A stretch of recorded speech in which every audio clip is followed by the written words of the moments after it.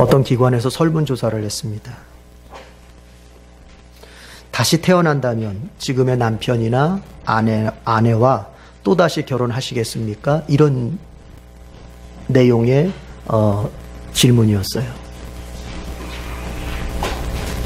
물론 우리 기독교의 사상 속에서 사람이 다시 태어나는 일은 없겠지만 이제 한번 가정해서 질문해 보는 거였어요. 다시 태어나도 지금 이 남편과 지금 이 아내와 다시 결혼하겠느냐. 그런데 그 조사 결과가 90% 정도가 아니라고 대답을 했어요. 아니라고. 90% 넘는 사람이 다시 결혼 안 한다고. 이 설문조사를 본 목사님이 자기 교인들에게 똑같은 질문을 했어요. 목사님께서 여러분 다시 태어난다면 지금의 남편이나 아내와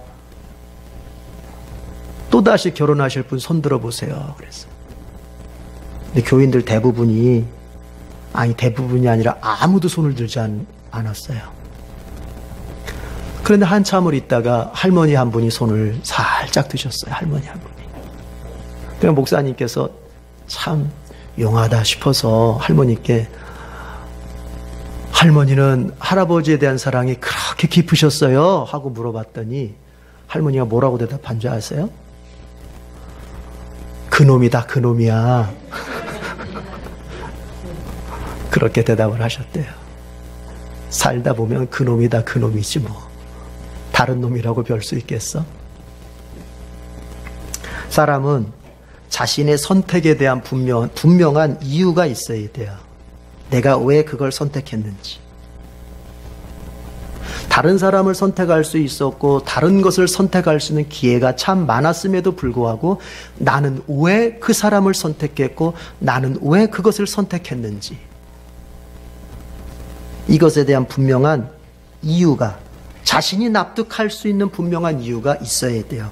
그래야 그 선택에 대해서 후회하지 않고 그 선택을 끝까지 지속시켜 갈 수가 있는 것입니다. 지금 우리 사회 속에서 일어나는 운동 중에 아주 큰 폭풍을 일으키는 운동이 있잖아요. 미투 운동. 사회의 모든 분야가 지금 다 지금 긴장돼 있어요. 그렇죠? 이 미투에 대해서도 제가 할 말이 참 많지만, 여러분 우선 폭로한 사람들은 다 여자분들이거든요. 참 쉽지 않은 선택이었을 것 같아요. 왜냐하면 우리 사회가 아직도 어떤 관습을 가지고 있냐면, 악습을 가지고 있냐면, 만약에 그 여성분이 그런 자신이 당했던 일들을 폭로할 때 이렇게 바라보는 시선이 있단 말이죠. 아유, 뭔가 꼬리를 쳤으니까 그렇지. 가만히 있는데 그랬겠어? 하는 그런 관점이 악습으로 아직도 그대로 남아있어요. 여자가 뭔가 원인을 제공했으니까 그랬겠지 하는 식으로 사람을 바라본단 말이죠. 그런데 과거나 현재의 그런 사실이 밝혀지면 그 여자분은 가정생활도 사회생활도 어려움이 올 수 있잖아요. 이걸 충분히 알면서도 폭로했어요. 폭로를 선택했어요. 왜 그럴까요? 그런 모든 위험 요소가 있음에도 불구하고 폭로를 선택한 데는 폭로를 하지 않는 것보다 더 나은 분명한 이유가 있기 때문에 선택을 하는 거죠. 뭐 그 이유가 개인의 어떤 복수 차원이든 아니면은 사회적인 어떤 정의구현 차원이든 그분이 미투 폭로를 선택하는 분명한 이유가 자기에게 자신이 납득당할 수밖에 없는 분명한 이유가 있으니까 그것을 선택한단 말이에요. 이처럼 사람은 자신에게 내가 왜 그것을 선택하는지에 대한 분명한 이유, 조금 고상한 말로 쓴다면 명분이 분명하게 있어야 돼요.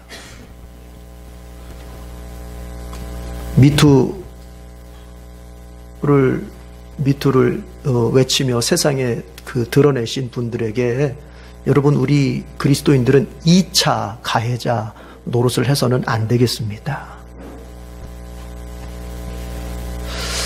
다시 말씀드리는데요. 자신이 그것을 왜 선택할 수밖에 없었는지 그 이유를 본인이 납득하고 확신해야만 됩니다. 여러분이 기독교를 선택하고 에덴교회를 선택했던 그 이유가 분명해야 됩니다. 그런 사람은 신앙생활을 잘해 나갈 수 있어요. 그런데 만약 그 이유를 분명히 자기 자신 안에서 확신하지 못하면 그 사람은 늘 갈등하며 신앙생활하고 갈등하며 교회생활을 하게 되어 있습니다. 아까 그 할머니처럼 그놈이 그놈이니까 하는 식으로 기독교를 선택하고 에덴교회를 선택하면 그 사람은 신앙생활에 있어서 계속 갈등을 하게 되고 다른 종교로 갈아타고 싶은 그런 갈등 속에서 계속 있게 되고 다른 교회로 내가 선택하고 싶은 그런 갈등에 계속 사로잡히게 되는 거예요. 내가 왜 기독교를 선택했는지, 왜 에덴교회를 선택했는지 분명한 이유를 가지고 있어야 돼요. 하다못해 정 없으면 우리 목사님이 다른 교회 목사님들보다 더 잘생겼어 라는 이유라도 내가 가지고 있어야 하여튼 내가 신앙생활을 할 수 있고 교회생활을 할 수 있는 거예요. 물론 그게 진짜 이유가 될 수는 없겠지만 자신이 납득할 수 있는 이유가 분명하게 있어야 돼요. 오늘 본문의 말씀은 바로 그런 사람들에게 보내진 편지예요.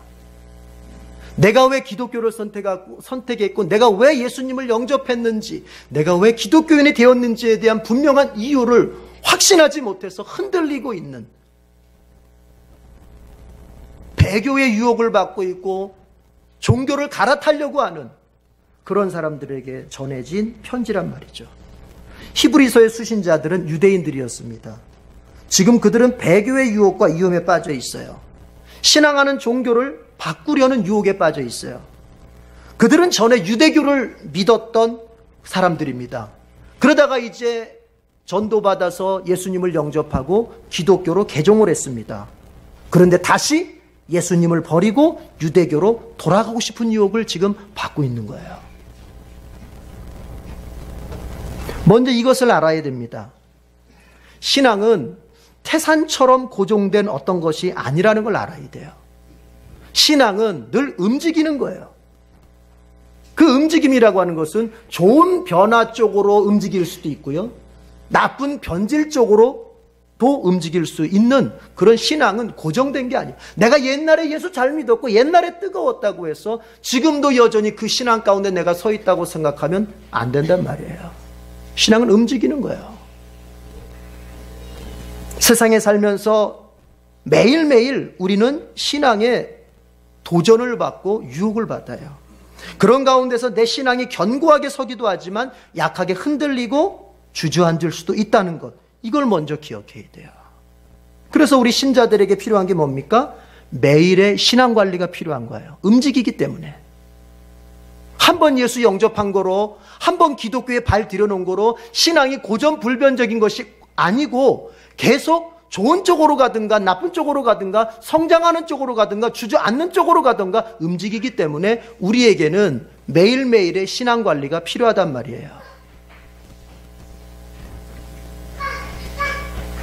지금 본문의 대상들은 바로 그런 사람입니다. 심하게 유혹을 받고 있어요. 그래서 히브리서 기자는 아주 긴박하게 그들에게 권면의 글을 썼던 것입니다.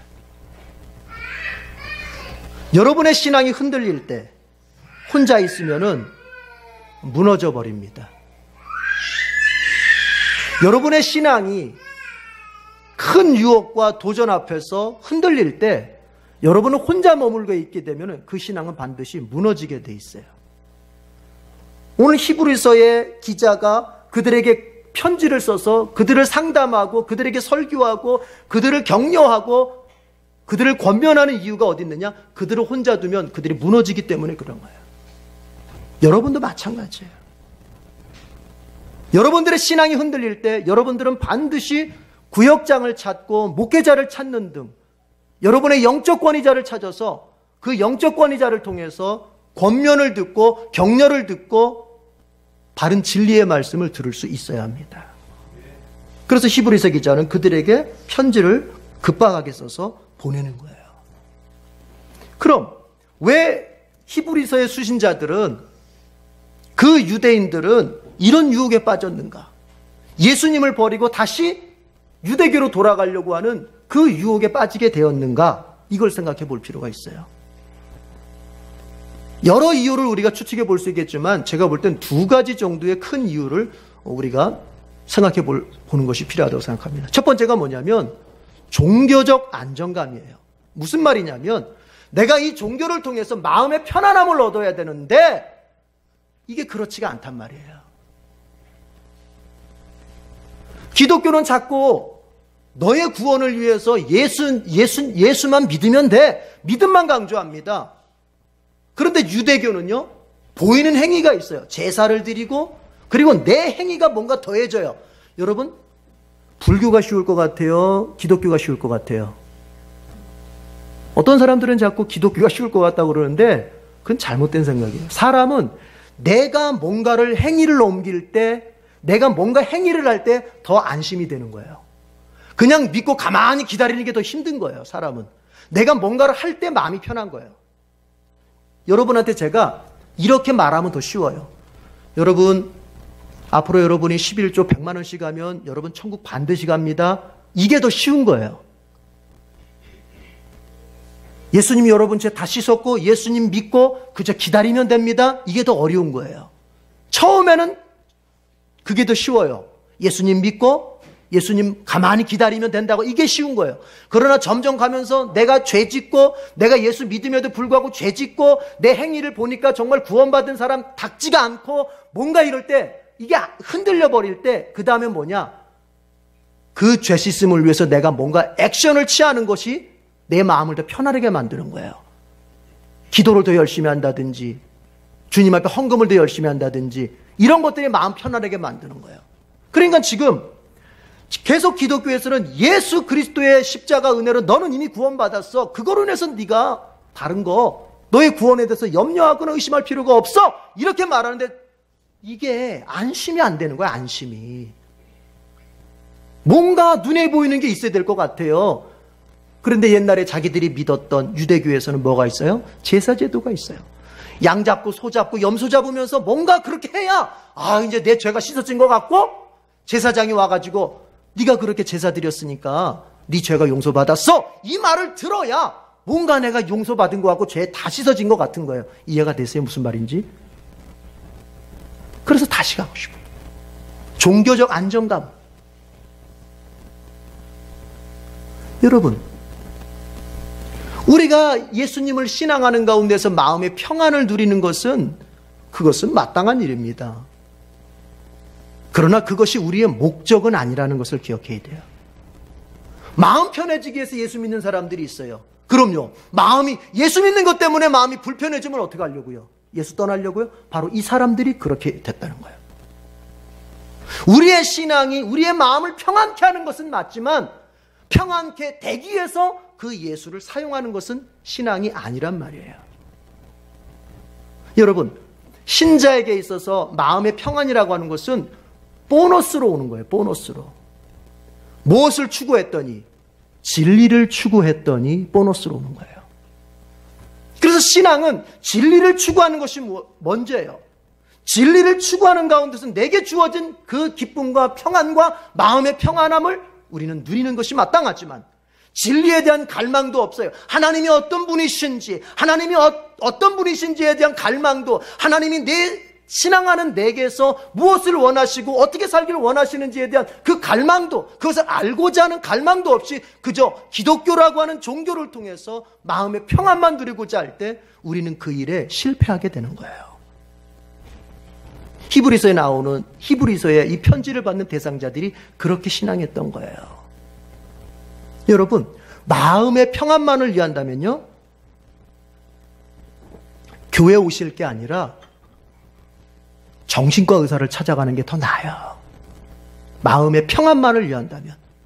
그들은 그것에 아주 전문가들입니다. 그러나 우리는 그게 아니에요. 우리는 진리를 먼저 추구하는 사람들이에요. 하나님이 어떤 분이신지, 내가 어떤 존재인지, 하나님과 나와의 관계가 회복되기 위해서 무엇이 필요한지, 이런 진리를 추구하는 가운데서 인생을 어떻게 살아가는 것이 참된 인생인지 그런 것들을 추구하는 가운데에서 주님이 나에게 이제 주시는 평화를 누리게 되는 겁니다. 두 번째, 이 사람들이 유혹에 빠진 두 번째 이유는 뭐냐면 박해 때문에 그래요. 박해를 피하려고. 당시 로마 정부는 유대교는 공식 종교로 인정을 해줬어요. 유대인들의 공식 종교로 인정을 해줬기 때문에 박해하지 않았어요. 그러나 기독교는 사교로 규정을 했어요. 이것은 뭔가 잘못된 사교예요, 사교. 그래서 기독교는 박해를 했어요. 자, 그런데 기독교인이 되어 보니 박해를 받습니다. 로마 정부에 의해서 정치적인 박해를 받아요. 그래서 이들이 이제 그 박해를 피하기 위해서 유대교로 다시 돌아갈까 하는 유혹을 받게 되는 거예요. 바꿔 말하면 현실적인 어려움이 있는 거예요. 예수 믿어서 신앙생활하는 가운데에서 여러분 복되고 좋은 일이 많이 일어나겠지만 때로 그 신앙 때문에 내가 어려움을 당하고 그 신앙 때문에 손해를 보고 그 신앙 때문에 오히려 내 삶에서 놔야 하는 것들이 오히려 많이 생길 수도 있습니다. 그때 어떻습니까? 야, 그런 종교라면, 그런 신앙이라면 내 인생에 도움이 되겠나? 너의 인생에 도움이 되는 종교를 찾아야지.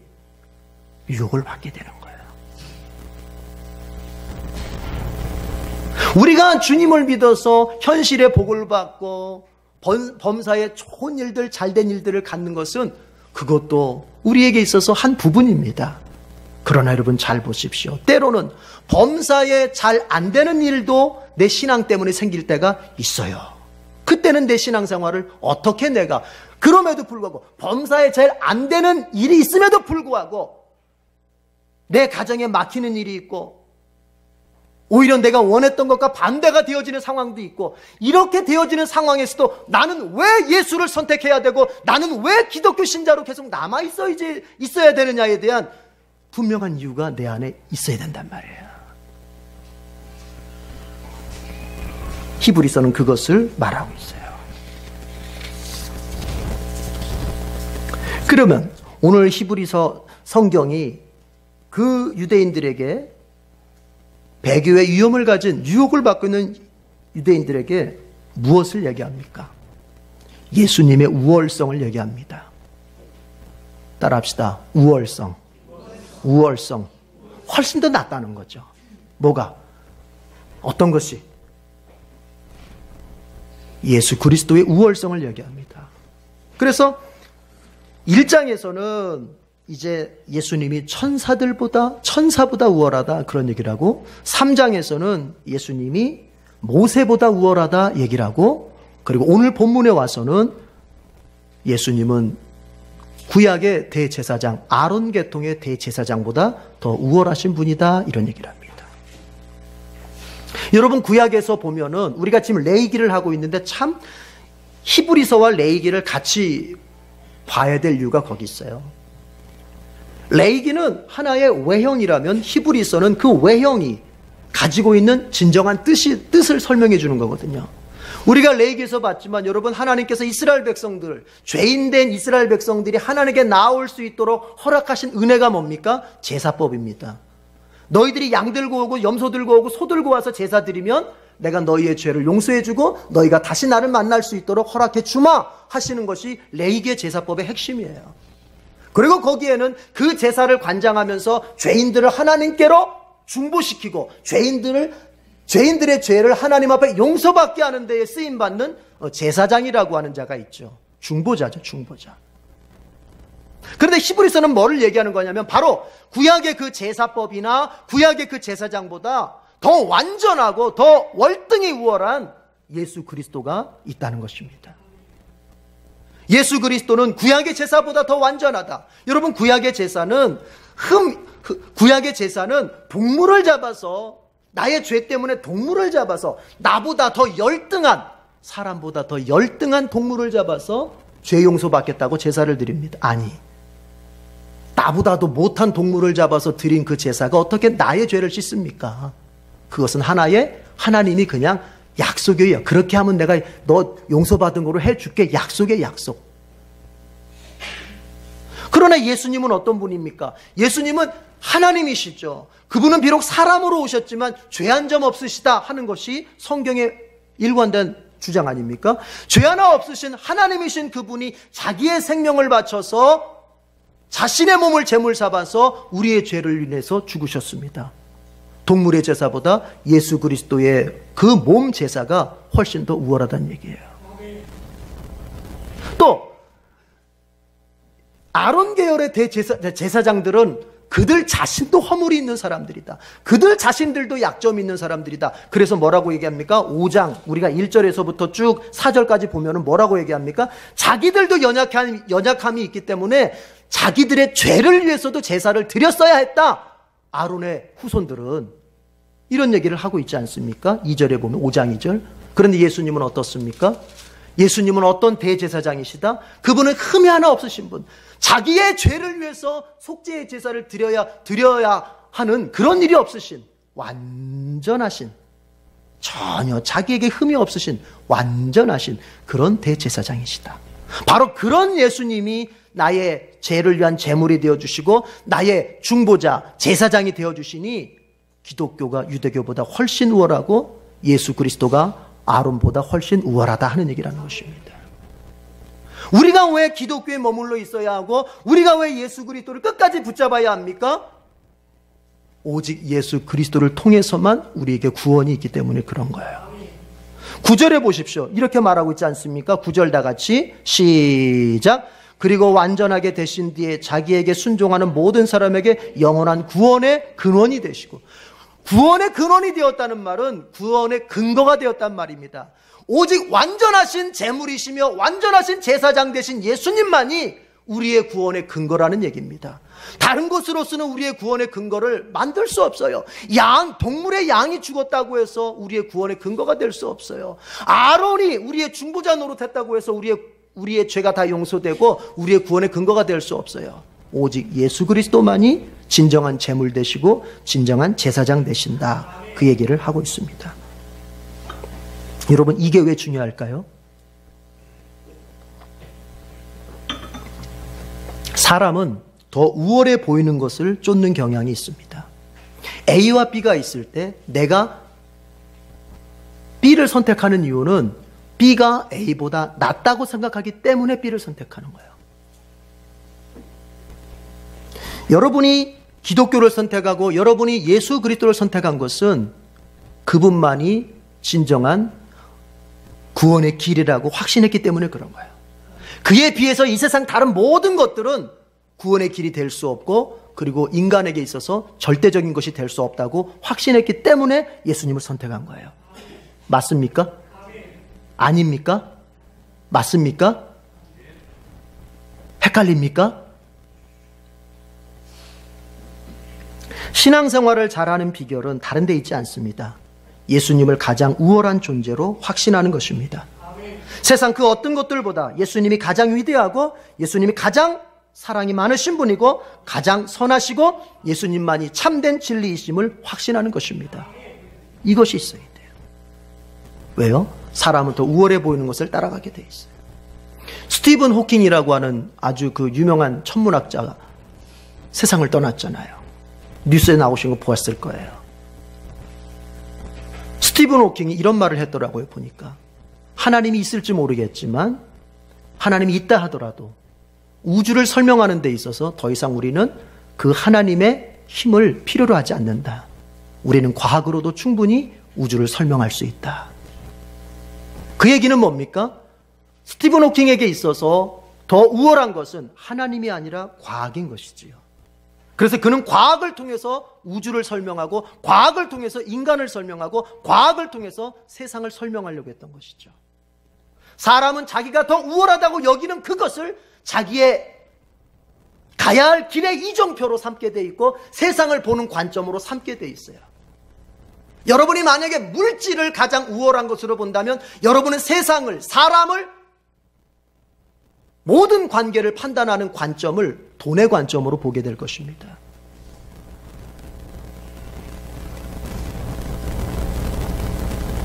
신자는 어떤 사람인가? 이 세상 그 어떤 것보다도 예수님이 가장 우월하신 분임을 고백한 사람들이에요. 세상은 이걸 가리켜서 독선적이다, 이렇게 표현할지 모르겠습니다. 그러나 여러분, 신앙이라고 하는 것은 only, 오직 하나죠. 신앙은 오직 하나예요. 하늘의 태양이 둘일 수 없는 것처럼 신앙하는 대상은 오직 하나여야 되는 거예요. 그분은 우리 기독교인들에게서 오직 예수 그리스도이신 겁니다. 여러분, 나 자신에게 좀 물어봐요. 나에게 예수님은 몇 번째쯤 되는가?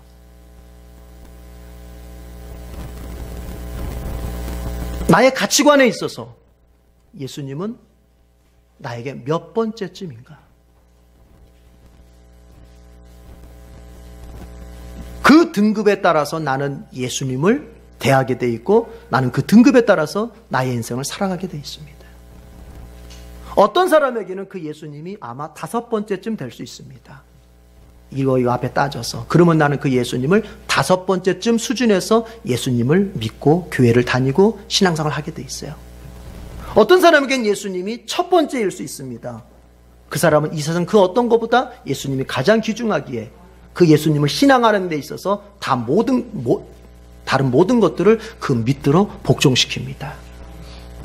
사도 바울이 그런 사람이었죠. 사도 바울이 다메섹에서 예수님을 만난 이후에 그가 고백한 것이 고린도전서 2장 2절에서 뭐라고 말합니까? 나는 예수 그리스도 곧 십자가에 달리신 그분밖에는 아무것도 알지 않기로 작정을 했다. 여러분, 사도 바울이 무식한 사람이 아니고 이미 모든 것을 알고 있고 깊은 경지의 철학과 세상 돌아가는 모든 세상의 그 학문에 대해서 깊이 있게 이미 갖추고 있는 사람이었습니다. 그런 그가 고백합니다.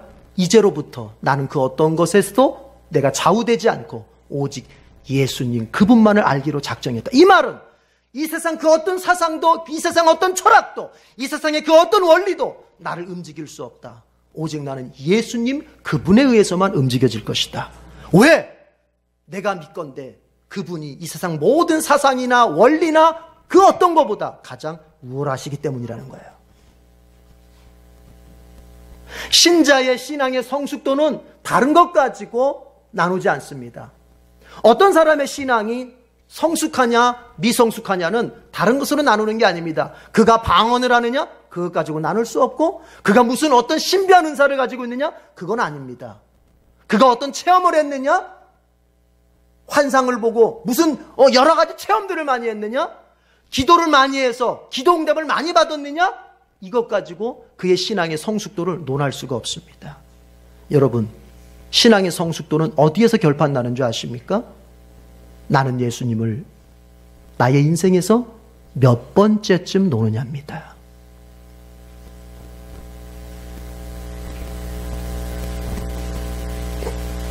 오늘 히브리서에서 주님께서 우리에게 들려주시는 음성은 예수님은 우리의 첫 번째여야 한다는 것입니다.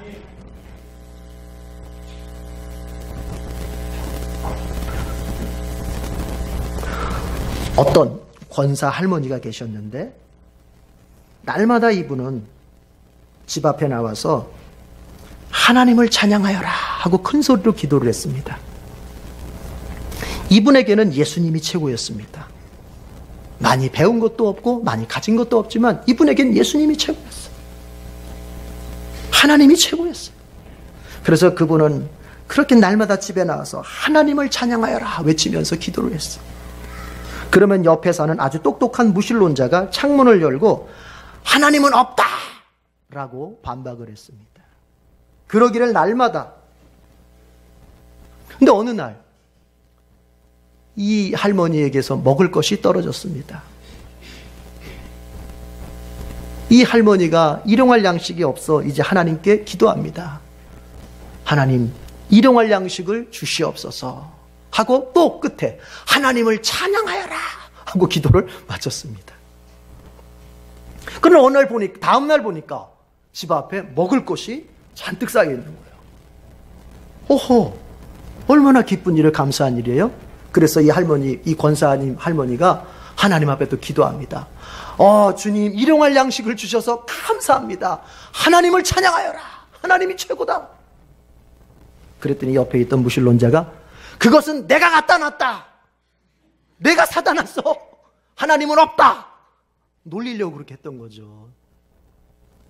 그러자 이 권사님 할머님이 뭐라는 줄 아십니까? 하나님 감사합니다. 저의 기도를 듣고 일용할 양식은 저에게 주시고 돈은 저 무신론자가 내게 하시니 하나님 감사합니다. 하나님을 찬양하여라. 하나님은 위대하시다.